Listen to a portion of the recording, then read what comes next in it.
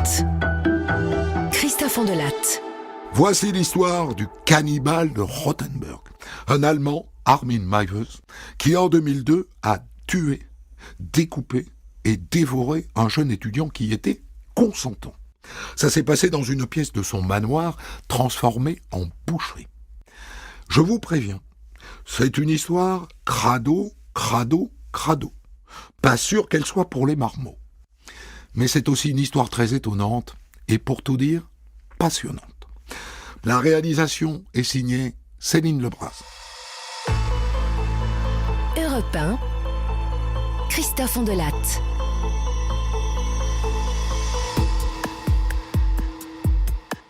En novembre 2002, un étudiant autrichien se balade sur Internet sans aucun but précis. Et de lien en lien, il finit par atterrir sur des forums de discussion homosexuelle, mais vraiment bizarres. Des forums qui ont pour nom gourmet, café cannibale, gay cannibale. Et à la rubrique contact, une petite annonce. Cherche un homme bien bâti entre 18 et 30 ans, prêt pour l'abattage. Et c'est signé le maître boucher. L'étudiant curieux décide de jouer le jeu, pour s'amuser. Et donc il répond à l'annonce, mais juste pour voir jusqu'où ça peut aller. L'homme avec lequel il entre en contact se fait appeler Francky. Et Francky se présente clairement comme un cannibale. Il dit qu'il a déjà consommé de la chair humaine. C'est une viande d'une finesse incomparable. Et l'étudiant découvre qu'il a publié d'autres annonces très explicites. Je cherche un garçon de 18 à 25 ans. Si tu es normalement constitué, je t'abattrai comme un animal et je mangerai ta chair bandante. À partir de ce moment-là, Francky se met à lui envoyer des messages effrayants. Tu n'imagines pas le nombre de gens qui sont prêts à se laisser dévorer. J'ai besoin de viande, de chair. Mon congélateur est presque vide. Il lui envoie aussi des photos, plus sanguinolentes les unes que les autres. Et un jour, il lui réclame une photo de lui. Je voudrais savoir si tu es appétissant. Et là, l'étudiant n'a plus du tout envie de jouer, alors il contacte la police autrichienne. Et comme il s'avère que les messages viennent d'Allemagne, les Autrichiens font passer le dossier aux Allemands. Et les Allemands cherchent alors à localiser Francky. Il habiterait un manoir à 5 km de Rothenburg, dans le centre de l'Allemagne. Le matin du 10 décembre 2002, à 8h45 du matin, 7 policiers accompagnés de chiens se présentent au portail du manoir avec un mandat dans le cadre d'une enquête pour incitation à la violence. Car le droit allemand ne dit rien sur le cannibalisme.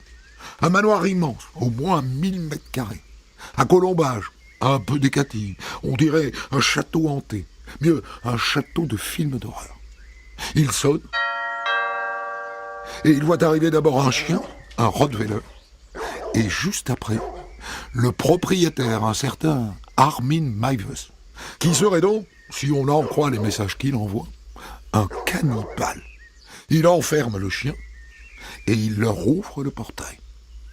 « Bonjour, monsieur. »« Bonjour, monsieur. Nous avons un mandat de perquisition dans le cadre d'une enquête pour incitation à la violence. »« Je vous en prie. Entrez. » L'homme n'a pas du tout l'air nerveux, et pas non plus l'air inquiet. Il fait entrer les policiers, et la visite commence. Le manoir est lugubre. Le parc d'abord est complètement à l'abandon, mangé par les hautes herbes. Il n'a pas vu de tondeuse depuis un bail.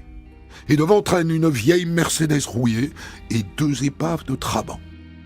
Et à l'intérieur c'est pire. Dans certaines pièces, les fenêtres sont obstruées par des planches et les meubles sont lourds, massifs et sombres dans le plus pur style allemand de la fin du 19e siècle.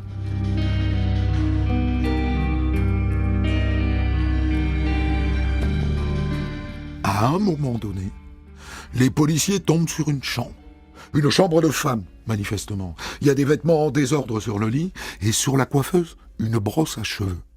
Il y a une femme qui vit avec vous. C'était la chambre de ma mère. Elle est morte il y a 2 ans. Et votre chambre à vous, où est-elle? Suivez-moi. Sur la porte de sa chambre, il y a une petite plaque « Chambre d'enfant ». Pourquoi chambre d'enfant, monsieur? C'est ma mère qui l'a mise, il y a 42 ans. Je ne l'ai jamais enlevée. D'accord. Il y a un grenier dans votre manoir?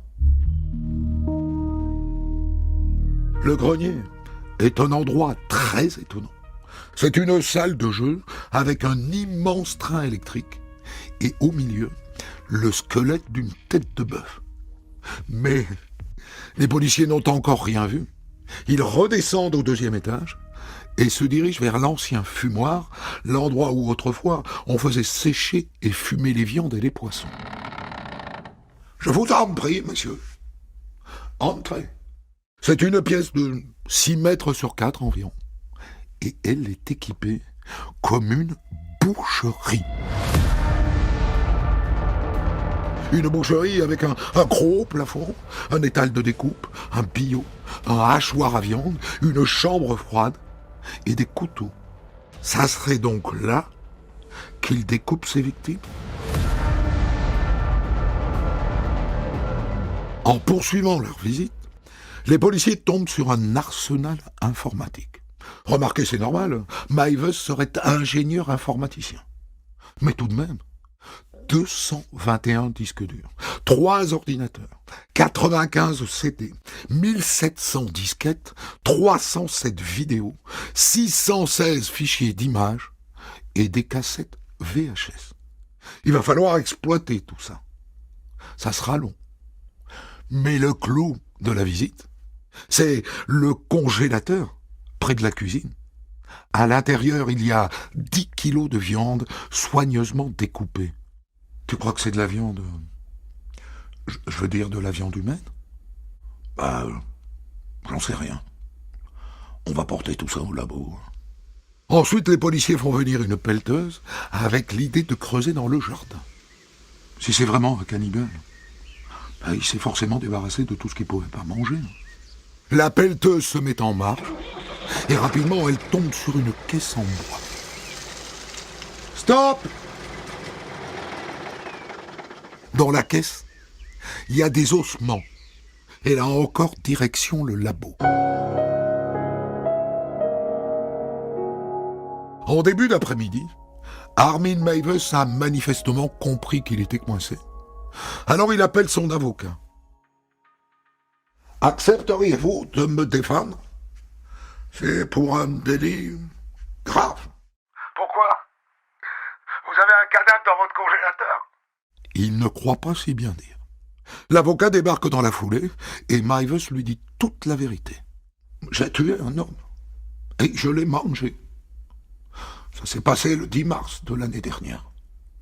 Dans ce cas-là, monsieur Mivers, je vous conseille d'aller voir les policiers et de leur dire la vérité. Ce qu'il fait, et il est immédiatement arrêté. Et dans la foulée, les journalistes arrivent et il y a maintenant un hélicoptère de la télévision au-dessus du manoir. À 15h, les radios et les chaînes d'information continuent annoncent à toute l'Allemagne. Un homme soupçonné de cannibalisme a été arrêté. Il est actuellement dans les locaux de la Kriminalpolizei de Kassel. Avant de quitter le manoir pour être emmené au siège de la police, Armin Mivers lâche une dernière information. Vous savez, j'ai tout filmé. Les cassettes sont cachées dans la maison. Vous ne les avez pas trouvées? Non. Non, ils ne les ont pas trouvées. En même temps, vu la taille du manoir, ils ont dû passer à côté de tout un tas de choses. Oh, mais ne vous inquiétez pas. Je vais vous montrer où sont ces cassettes. Et il les conduit à sa cachette, dans laquelle il y a 3 cassettes VHS de 2 heures chacune, qu'il va falloir visionner. Voilà donc Armin Mivers dans les locaux de la Kripo, la police criminelle de Kassel. 1,80 m, blond, la mâchoire carrée, les yeux bleus, Et c'est étonnant, mais il est très calme, très poli, très courtois. Et d'emblée, il assume. Oui, je suis un cannibale. Nous sommes environ 800 dans toute l'Allemagne. Et nous sommes tous passés à l'action au moins une fois. Croyez-moi. Entre-temps, les policiers ont réussi à entrer en contact avec un certain Ludwig, l'un de ceux avec lequel il correspondait beaucoup ces derniers temps. Et l'autre leur a envoyé le dernier message de Frankie. « Si tu viens chez moi, tu n'en repartiras pas. » Ce message, les policiers le lui mettent sur le nez. Et ça aussi, il assume. « Ah oui, j'ai bien écrit ce message. Et des quantités d'autres. » À part ça, le laboratoire vient d'appeler. Alors nous avons analysé à la fois la viande retrouvée dans le congélateur et les ossements que vous avez retrouvés dans le jardin. Je crains de devoir vous dire qu'il s'agit de restes humains.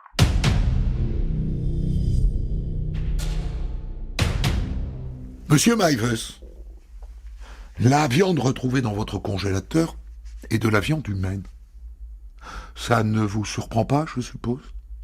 Ah non. Non, pas vraiment.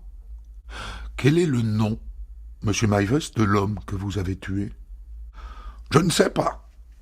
Moi, je ne le connais que sous le pseudo Internet.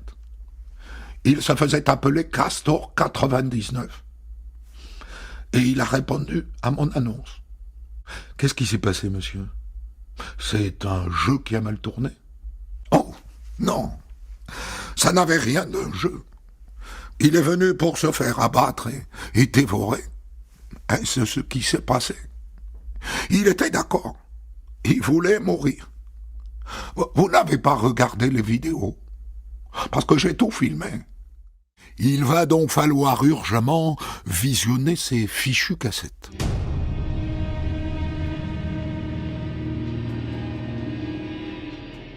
Ces 3 cassettes VHS, il dit qu'il les a enregistrées dans la nuit du 9 au 10 mars 2001. Esprit sensible s'abstenait. Sur les images, on voit Armin Mivers et le fameux Castor 99. Au début, il parle tranquillement de ce qui va se passer. Et ensuite, Mivers lui fait visiter l'abattoir du 2e étage, dans l'ancien fumoir. Et on entend Castor dire « Je suis très impressionné. Et pour te dire, je suis très fier d'être le premier que tu vas abattre, Armin. » Et puis, arrive l'heure du dîner. Et sur les images, on voit Mivers donner à Castor 99 un puissant antidouleur. Et ensuite, il fait quelque chose de stupéfiant. Il lui tranche le pénis, figurez-vous. Et l'autre pousse un cri épouvantable. Et après, eh bien, ils mettent tous les deux le pénis à cuire et ils se mettent à table. Leur discussion est surréaliste. Je pensais que le goût serait meilleur. D'accord, oui, c'est encore caverneux. C'est difficile à cuire. Et puis peut-être qu'il est trop frais. La vidéo montre qu'ensuite les deux hommes ont une relation sexuelle. Et puis sans que les images ne détectent le moindre recul de Castor 99, Mivers le conduit dans l'abattoir. Et là, ça va très vite. Il le suspend au croc-de-boucher, la tête en bas, et il l'égorge. Et l'autre se vide de son sang. Après quoi, on voit Mivers découper le corps soigneusement. Il dissèque, il tranche, il émince. Il a le geste sûr. C'est un vrai professionnel. Il glisse ensuite la viande dans le congélateur. Fin de la séquence vidéo. Les policiers mettent un peu de temps à reprendre leur esprit. Et puis ils se tournent vers Mivers, qui est toujours prêt à tout raconter. J'ai obtenu environ 30 kilos de viande. Bon, j'ai attendu 2 mois pour commencer à la déguster. Et j'ai commencé par le dos. Est-ce qu'il s'agit de la seule victime, monsieur Mivers? Oui. Oui, c'est la seule. Je n'ai abattu qu'un seul homme. Il faut dire que j'ai mis du temps à le trouver. Une personne consentante. Vous comprenez? Ah oui, oui. Les policiers comprennent très bien.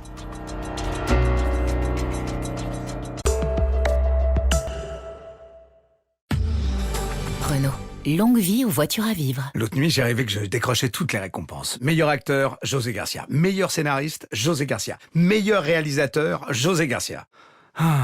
J'étais numéro 1. Renault Car Service est élu numéro 1 du service après-vente et meilleur service relation client automobile depuis 7 années consécutives. Avec ce palmarès, qui mieux que Renault peut entretenir votre Renault? Prise de rendez-vous sur Renault.fr ou sur l'appli My Renault. L'Automobile Magazine, classement des lecteurs 2022. Renault. Il s'agit maintenant d'identifier la victime. Castor 99. La police allemande décide de diffuser aux médias un gros plan de son visage, extrait de la vidéo. Et le retour est immédiat. Je reconnais bien mon petit ami. Ça fait 1 an et demi qu'il a disparu. Et comment s'appelait-il, votre petit ami, monsieur? Bernd Jürgen Brandes. Il était ingénieur chez Siemens à Berlin. Après avoir visionné la totalité des vidéos, la police criminelle allemande pense être parvenue à reconstituer toute la séquence. En février 2001, Bernd Jürgen Brandes, alias Castor 99, répond à la fameuse annonce sur le forum Gay Cannibal.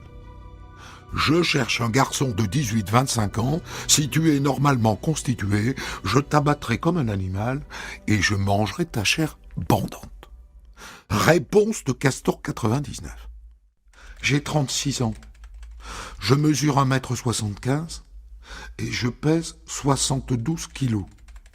J'espère que tu es très sérieux parce que je veux vraiment le faire.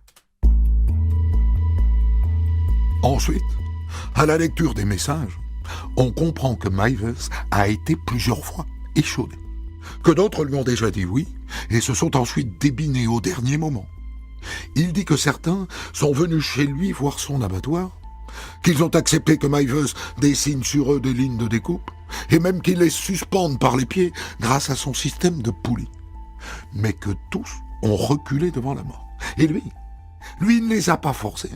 C'est ce que révèle la vidéo. Et tout ça, il le dit à Castor 99, genre, tu n'es pas le premier à me la faire à l'envers. Mais dans sa réponse, Castor 99 est très clair. Je m'offre pour être mangé vivant par toi. Celui qui veut vraiment le faire a besoin d'une vraie victime. En remontant les échanges sur Internet, on voit qu'ensuite Bernd Jürgen Brandes, alias Castor 99, a du mal à dormir. Je ne sais pas à quoi m'attendre. As-tu déjà abattu un homme ? Malheureusement, seulement dans mes rêves. Mais dans mes pensées, je le fais chaque nuit. Alors je suis le premier ? Tu as mangé de la chair humaine avant ? Non, ça ne se trouve pas exactement dans les supermarchés. Malheureusement, comment sais-tu si tu vas aimer et si le sang ne te rendra pas malade ? Je me prépare dans mes rêves. Une fois, j'étais tellement excité, j'ai attrapé une aiguille et j'ai tiré mon propre sang afin de pouvoir le boire. C'était assez savoureux. Et puis le 8 mars 2001, dernière conversation sur Internet avant la rencontre. Après t'avoir abattu, je te découperai habilement. Sauf pour la paire de genoux et quelques ordures charnues, la peau, le cartilage et les tendons. Il ne restera pas beaucoup de toi. Ok, je vois que tu as pensé à tout. Bien, on voit que je suis le premier. Et tu ne seras pas le dernier, j'espère. J'ai déjà tenté d'attraper un jeune de la rue, mais je préfère tuer seulement ceux qui veulent être tués. Le lendemain, Brandes se lève comme s'il se rendait à son travail. Il va à la gare, il prend un billet aller simple pour Kassel, en espèces, et il monte dans le train. Dans cette enquête, inévitablement, on se tourne vers les psychiatres. C'est tellement fou, on veut comprendre, ou au moins essayer. Pourquoi et comment devient-on cannibale ? Les psychiatres repère un premier traumatisme dans la vie d'Armin Meiwes. À l'âge de 8 ans, son père et ses 2 frères aînés quittent la maison pour s'installer à Berlin. Et donc Armin se retrouve seul avec sa mère, qui est une femme autoritaire et possessive. Et ils vivent tous les deux dans le sinistre manoir de Wüstefeld. Et il dit que c'est là qu'il a créé un ami imaginaire, une sorte de petit frère, qu'il a appelé Frankie. Les psychiatres disent que cet isolement est la source de tout. Il n'a strictement aucune distraction, si ce n'est la ferme d'à côté. Et notamment, ce moment où, tous les ans, le voisin tue le cochon. Il n'en loupe pas une miette.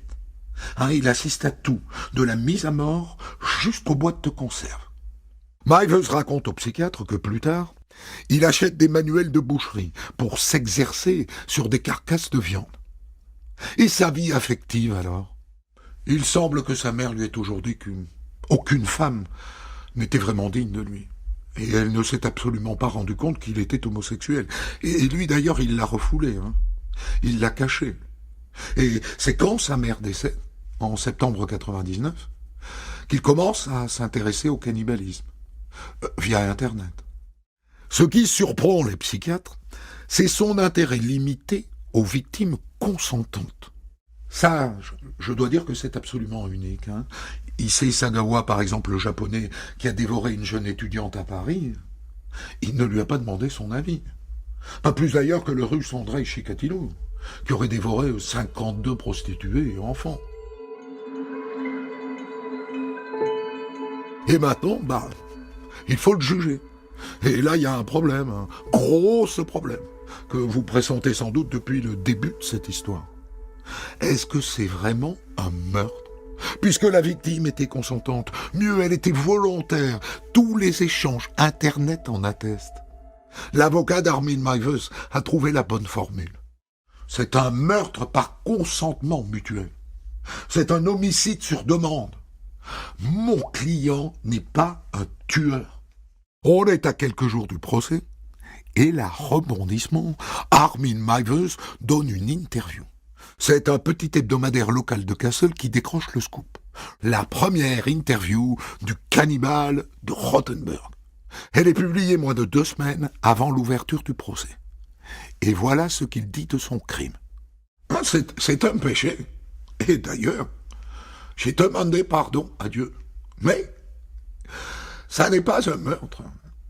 On ne peut commettre un meurtre que contre la volonté de la victime. Est-ce que vous éprouvez du remords, monsieur Meiwes? J'ai commis une euthanasie. Et je regrette d'avoir tué.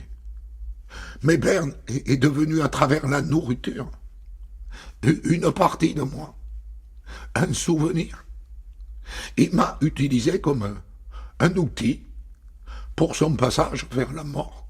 Et à la fin, il ajoute, je vais écrire mes mémoires et je ne veux pas que quelqu'un s'inspire de moi. Moi, en tout cas, je ne le referai jamais. C'est très habile, cette interview, à moins de 15 jours du procès. Très habile.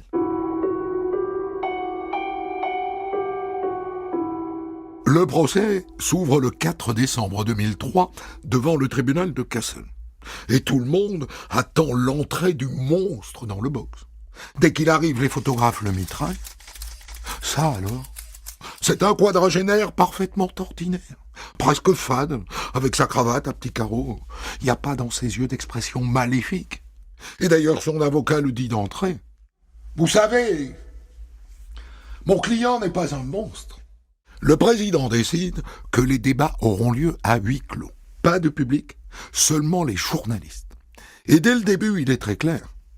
Je souhaite faire savoir que l'issue de ce procès est très ouverte et qu'elle peut conduire dans n'importe quelle direction. Car je vous le redis, dans le code pénal allemand, il n'y a rien sur le cannibalisme, pas une ligne. Meiwes est donc jugé pour meurtre par plaisir sexuel. Et tout l'enjeu de ce procès est dans cet échange entre le procureur et l'avocat du cannibale. Armin Meiwes a profité de la faiblesse psychologique de Bernd-Jürgen Brandes. Faux! Faux, c'était un meurtre sur demande. Hein? Brandes était consentant. Armin Meiwes n'a été qu'un instrument. On fait venir à la barre 5 garçons qui ont été en contact avec lui sur Internet, dont un cuisinier de 34 ans. Je me suis senti tout de suite très mal à l'aise. Pour moi, c'était un jeu de rôle, une pièce de théâtre. Mais pas pour lui. Un autre vient dire, je l'ai rencontré, mais il m'a trouvé trop gros. Et un troisième raconte qu'il s'est retrouvé pendu au croc-de-boucher. Il m'avait enduit le corps d'huile, puis il avait dessiné sur moi les marques de la découpe. Et là, j'ai eu froid, et je lui ai demandé d'arrêter. Et il m'a décroché. Et voilà. Pour moi, tout ça, c'était qu'un fantasme. On projette aussi des extraits de la vidéo. Certains jurés se sentent mal.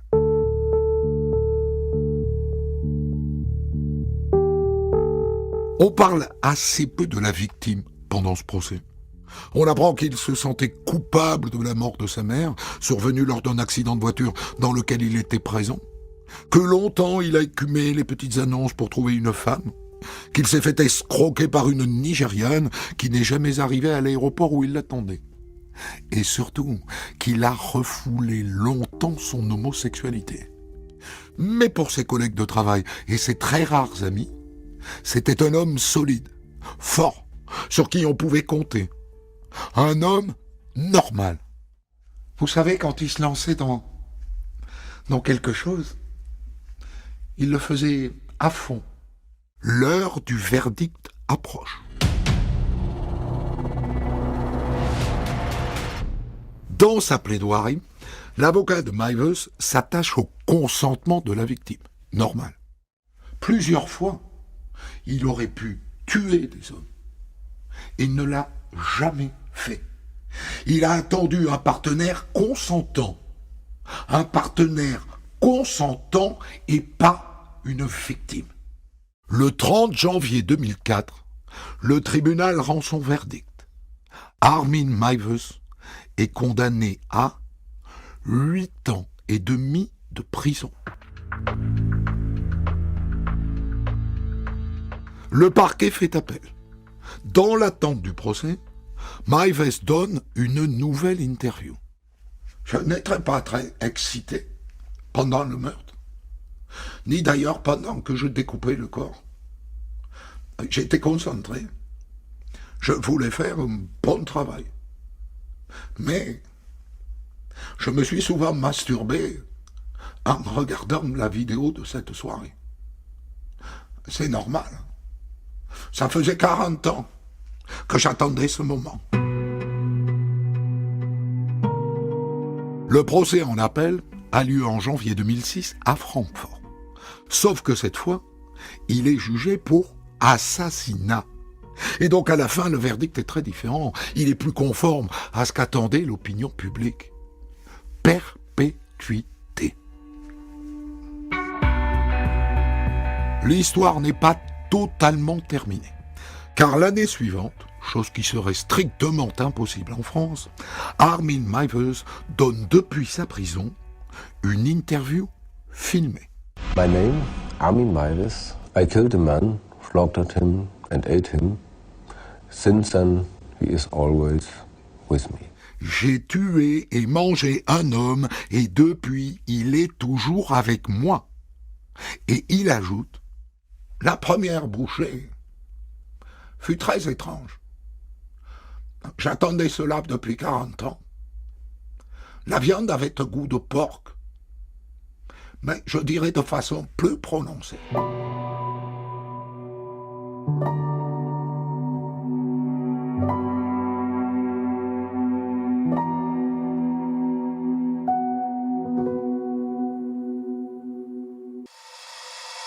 Pour commenter son histoire du jour, Christophe Ondelatte reçoit un invité, acteur direct de son récit. Voilà pour cette hallucinante histoire que nous allons débriefer maintenant avec un écrivain et journaliste qui s'est passionné pour ce sujet. Éric Rémès, vous avez écrit « Cannibale, journal d'un anthropophage » aux éditions Blanches. Et dans ce livre, alors votre démarche est tout à fait particulière, c'est-à-dire que vous vous mettez à la place de Meiwes et que vous racontez cette histoire au jeu. Pardon pour cette première question, mais est-ce que ça trahit une forme d'attirance ? Alors, c'est l'attirance pour la folie, l'attirance pour la violence, dans laquelle j'étais plongé à ce moment-là, et qui m'a fasciné. C'est une histoire d'amour entre deux personnes totalement folles.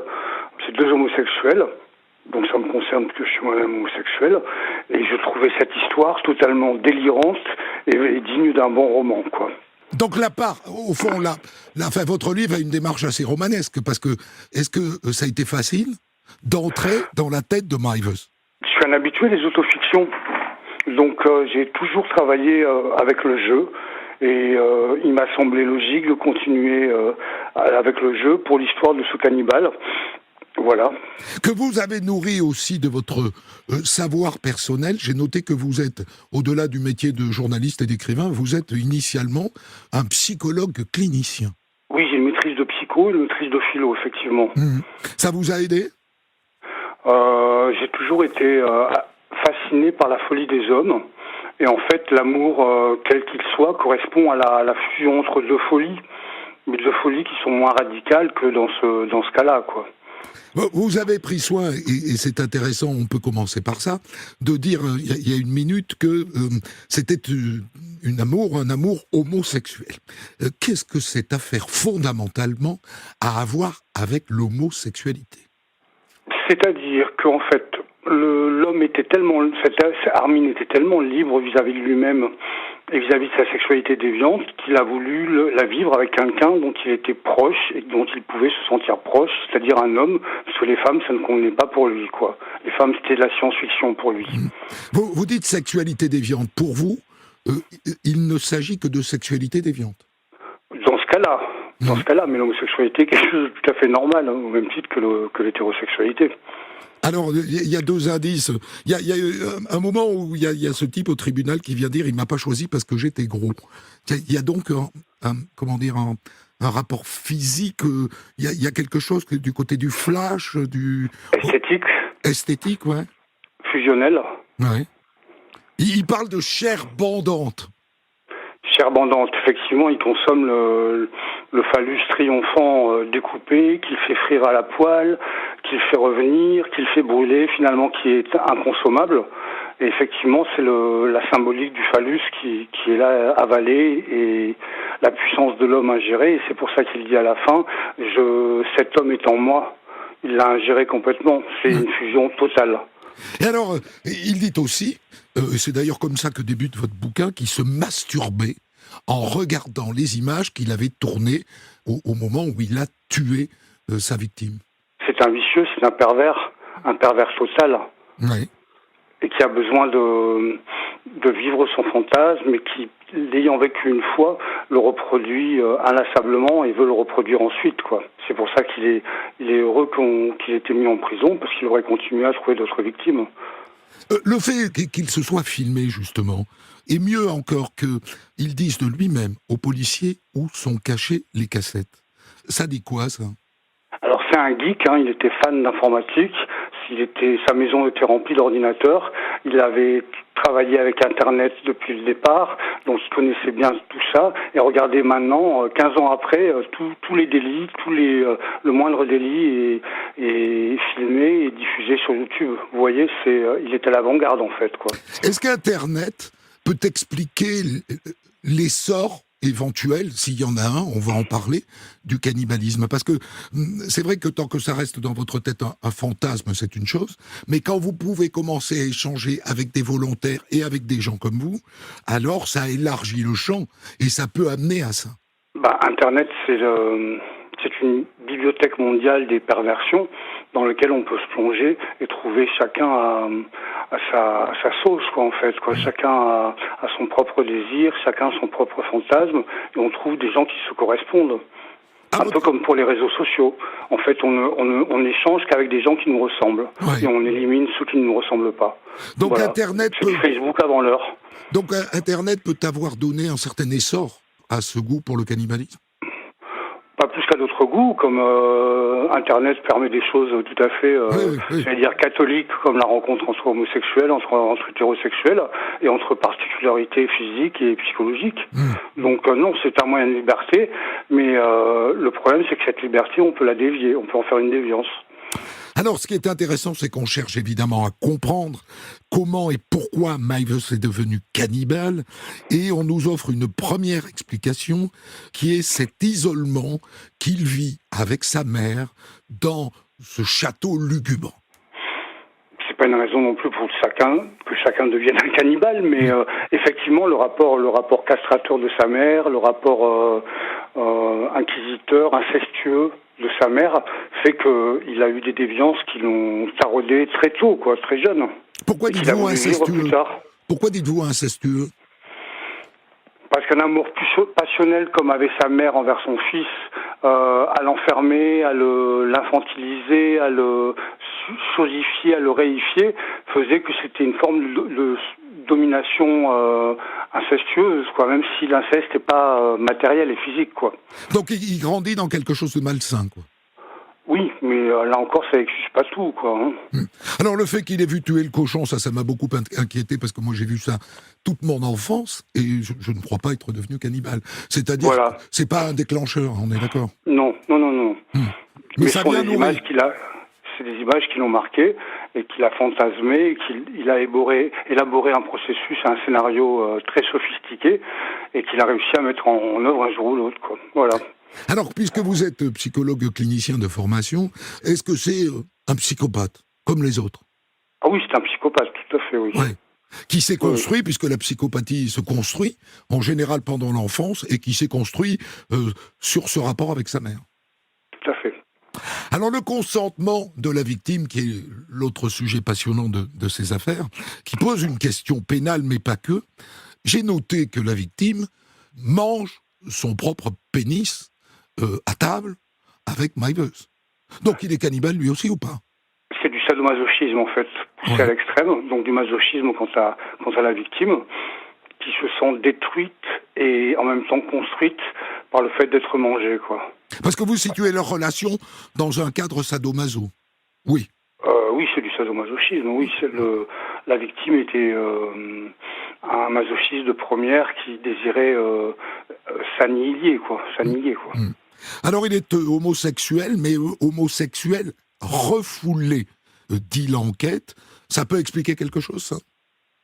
Tous les refoulements mènent pas au crime, mais les refoulements mènent à bien des problèmes psychologiques, bien des somatisations, et c'est vrai qu'il vaut mieux assumer ses penchants, qu'ils soient homosexuels, hétérosexuels, que de les refouler, et c'est plus dur d'assumer ses penchants homosexuels, et effectivement, dans ce cas-là, ça peut amener à des problèmes psychologiques, physiologiques, à des pathologies, à des cancers, des choses comme ça. On peut détester la femme avec qui on est parce qu'on a simplement envie d'être avec un garçon. C'est terrible en fait tout ça, quoi. C'est la honte. Mais la honte, c'est la culture hétérosexuelle qui la provoque. Hein. C'est un homosexuel né dans un milieu hostile. Bien que les choses aient particulièrement évolué ces 30 dernières années, il n'en reste pas moins que l'homophobie existe et que le refoulement et la propre homophobie, l'homophobie intériorisée des homosexuels est là, quoi. Vous vous êtes intéressé dans votre carrière de journalisme aux pratiques marginales, sexuelles.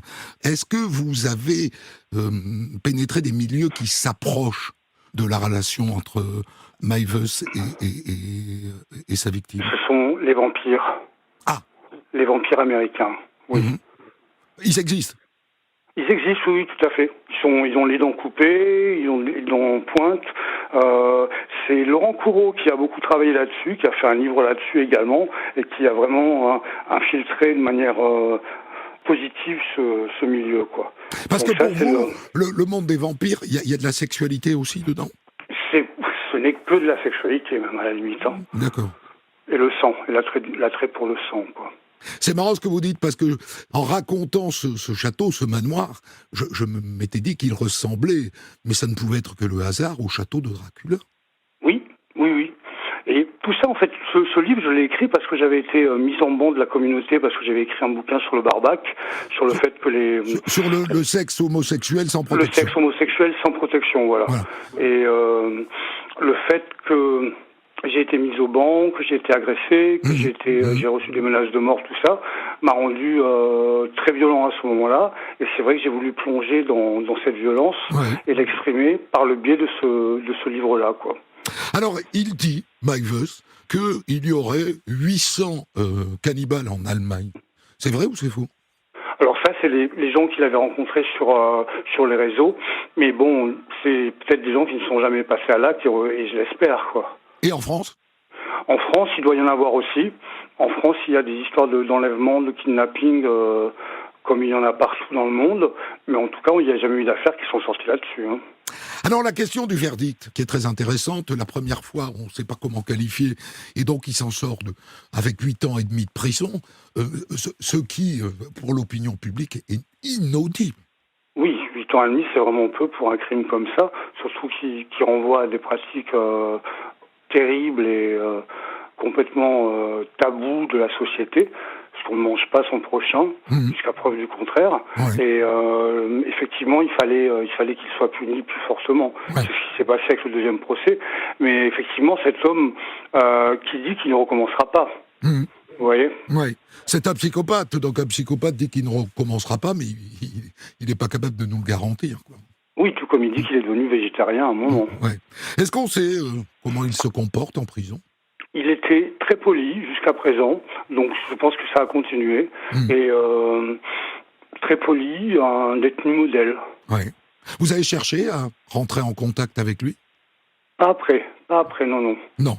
Pour le bouquin, vous n'avez pas cherché à vérifier que vous rentriez par le bon côté de sa tête ? C'est un roman, de toute façon, donc c'est l'écrivain a tous les droits vis-à-vis de la réalité, quoi. Ce livre est passionnant. Cannibale, journal d'un anthropophage, aux éditions Blanches. Merci beaucoup, Éric Reymès. Des centaines d'histoires disponibles sur vos plateformes d'écoute et sur europe1.fr.